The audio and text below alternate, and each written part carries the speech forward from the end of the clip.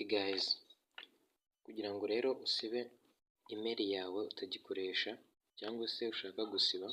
uraza ufungure Gmail yawe nk'ibisanzwe, ni iyi ngiyi, urayikandaho utegereze ibanze ifunguke,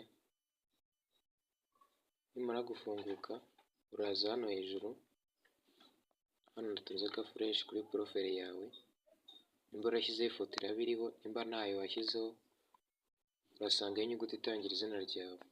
urakandaho gutya, numara gukandaho uhita uza hano handitse ngo manage your Google account, aha ngaha natunze ka fresh, urakandaho gutya ubundi utegereze,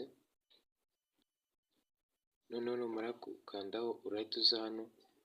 muri izi option hose ushobora kuza gusanga zitambitse, uraza hano handitse ngo data and privacy, history setting, apps and services, data duration. Aha ngaha ngiye gutunga aga fresh, hari igihe waza gusanga zino option zitambitse, ariko uraza ushakemo iyi option, uraza kuyireba yanditseho data and privacy, noneho uze uyikandeho gutya, numara kuyikandaho urascrollinga uza hano mugana hepfo, ureba hano handitse ngo delete your Google account, dore n'aha ngaha natunze aga fresh, uraza ukandeho gutya utegereze bikulodinga, utegereze biterwa na internet ufite, noneho kugira ngo bamenye ko ariwe urahita ushyiramo fingerprint cyangwa se pin yawe ukoresha muri telefone, kugira ngo umenye ko ari uri gukoresha iyo telefone, urayishyiramo ubundi wongere utegereze akanya gatoya, noneho aha ngaha bahita bakubwira ati if you have any pending financial transaction you will still be responsible for those charges. Ni ukuvuga ngo hano kugira ngo ube wasiba iyo email yawe,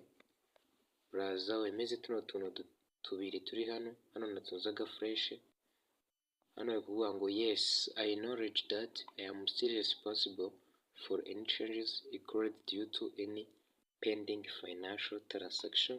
and understand that under certain